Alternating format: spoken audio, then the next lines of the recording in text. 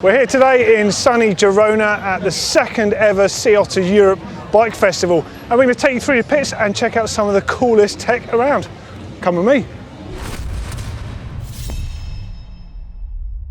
So this is something especially exciting for me, and I know Henry will be watching this as well because he's a huge Manitou fan all the way from back in the day. This is their new Mezzer fork, right? So it's a 37mm stanchion fork, so it's super stiff. You've got travel options going all the way up to 180 on here, 27.5 and 29-inch options. Total weight, only 2,000 grams, so it's a super competitive fork. Got high and low speed compression adjustment on the top there, the IRT air leg on the inside, and rebound at the bottom there. And I also love, just for old time's sake, a bit of a nod to the original Manitou decals from the very first Manitou 1 fork. And just something final else to note with the Manitou fork, like pace forks and DT forks that you're familiar with now, it uses a reverse arch. Now Manitou have done this for years. It makes their forks look a bit different, makes them very stiff. But something that they did suffer from back in the day was cable routing. You never get it quite ideal, but now they've got cable routing that runs up the front of the leg there, just to make it look a little neater on the bike. Love those little attentions to detail. Here at the Continental stand, and I've spotted something that makes me very pleased. I'm a huge fan of Tanwell tyres, so seeing Continental making Tanwell tyres, in particular the Cross King here, I actually run these tyres on my cross-country bike in Blackpool, so I think there's going to be an order coming through for me anytime soon. And I've noticed on these ones they're running the race sport casing, so this is Continental's super lightweight race technology, so you can feel how supple the sidewalls are. It's got very high TPI nylon casing to them. They're supposed to be very punch resistant for something so light. They look sick, absolutely love them. Tanwells look rad. Marzouk have made some incredible products in the past, in particular the Bomber range and their Rocco shocks. But what I'm looking at here is the CR shock. Now this is really cool, and I've been tipped off by several different suspension tuners about this, because this is actually a basic shock, very similar to the old Fox vanilla shock. And the thing that's so good about this, A, it's a budget shock, and B, it's incredibly tunable really easily. You can change the shim stacks in this. So that is a hot tip if you want a coil shock for your bike and you want to save some pennies at the same time. Kenda are a brand of tyres that might not ring true for everyone, but you're certainly going to be hearing more about them. Now they've got names like Aaron Gwynn running the tyres. Now this is the Hellcat Pro, it's extremely aggressive. Kind of reminds me a little bit of a Maxxis Shorty, which is no bad thing. The casing feels indestructible on these, and the rubber compound is so soft. I think these look like a really good aggressive set of tyres. Loving this wall art on the Fox factory tent here. Love to get something like this in the GMBN Tech set. It's got volume spacers, you've got air sleeves, you've got internal shim stacks, you've got dropper remote controls. Basically all the components to Fox shocks and forks and seat posts. It just looks really cool. Definitely going to be robbing this idea for our set back at base.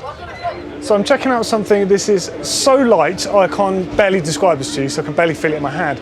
This is a seat post made from carbon, weighs just 90 grams. Well, 90 grams in a full 400mm length at 31.6.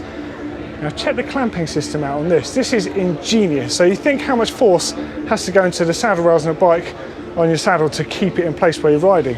Of course, if you make a clamp too light, it's not going to be able to withstand that. They're using these cables on here. Now these can withstand a 300kg force, but you think they're wrapped around about 8 times on each run.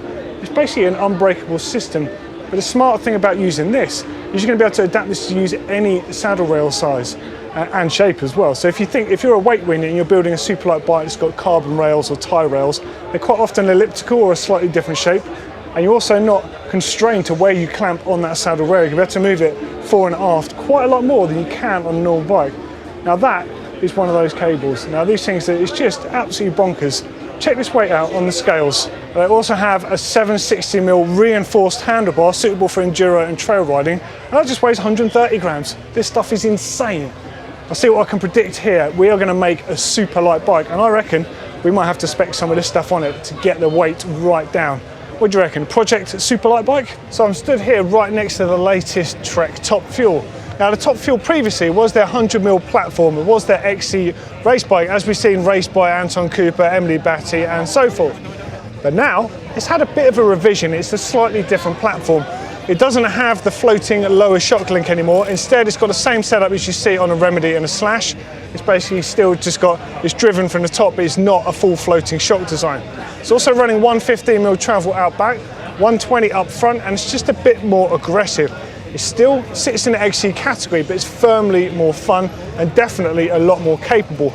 This is definitely following on from the trend of what we're seeing other manufacturers doing. Mondraker are doing this as well, having their longer, more aggressive cross-country bikes. They're going to be a bit more trail capable. Now this also means, and what we have seen, is a prototype Trek will be coming out soon that fits where this used to fit. Now we've seen this under Yolanda Neff with the shock housed in some sort of sleeve on the top tube, so you couldn't quite see the bike. So keep an eye out for that one soon on GMBN Tech, because we're going to get the scoop on that. A few more little telltales that suggest this is a lot more than just a short travel bike. And the fact it's got some down tube protection here, much more akin to what you'd see on an enduro bike. Got a fork protector built into the front of the frame there. You've got the Manitou chip here for adjusting the geometry on there. Of course, it's running a dropper post. That's pretty much standard these days. And you might notice it's got quite a stumpy stem up front. That's because the reach and the overall geometry has expanded by quite some way. In fact, I think Henry was saying that the size large on this, being an XC bike effectively, is about the same size as his nuke-proof Mega.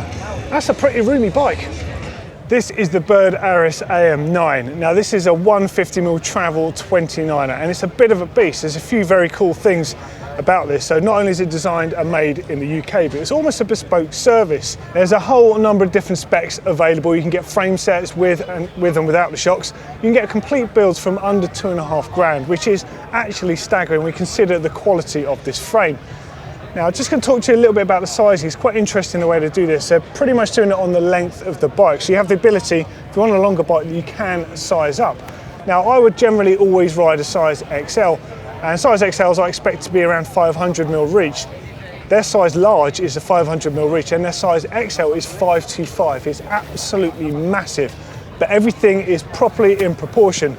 Chainstays are 440 on the back here, so you've got enough traction out back. You're making sure your weight is distributed evenly between the front and rear end there. 76-degree seat angle in there, so it's great for climbing to give you that perch forward over the BB position you need to load up the rear wheel, but to stop the front wheel from wandering around. Up front here, it's got a 65.5-degree head angle, and I think it just looks absolutely fantastic. It's quite a progressively designed bike. The rear end on here is very progressive, so it's nice and soft and supple, but it gives you good support on there. It's designed for hard-hitting riding. They've also got 27.5-inch models, they've got shorter travel models, and they've got some amazing-looking hardtails. So it's some of the lowest BBs I've ever seen, in fact. Check them out, Bird Cycles, very cool UK brand. Now, we often refer to gravel bikes here at GMBN Tech because they're kind of blurring the lines between mountain biking and road cycling. Of course, the whole adventure, bike packing is getting really big business. Now this is the new 9er, the MCR RDO, and the cool thing about this is instead of just making a soft tail or doing things like most brands do it, they've decided to go straight to the finishing line and make a genuine full suspension frame. Running 15mm travel out back, I think this looks like a really cool piece of kit. Now, what I want to know from you guys is, what would you like to see us do with gravel bikes? Because at the moment, like I keep saying, it's kind of no man's land between us and GCM, but I feel like with bikes like this, we should be doing stuff on GMBN and GMBN Tech. Let us know in those comments below, and we'll make some cool videos with gravel bikes. Not so much in the way of tech, but we're seeing more and more tan wall tyres coming out, which always pleases me. But that said, the WTB Tires, this is a Trail Boss, they're really stepping it up. I think everyone should pay attention to what they're doing. That new Warden they've got is fantastic.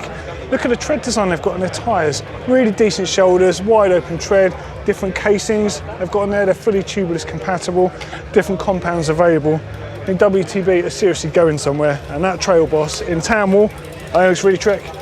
If you absolutely need to carry a spare inner tube, or if you don't fancy going tubeless yet, then check out the Bolito inner tubes. These are the lightest inner tubes you can get, and they're also quite puncture resistant too. They're not made like a regular inner tube, they're made from a thermoplastic.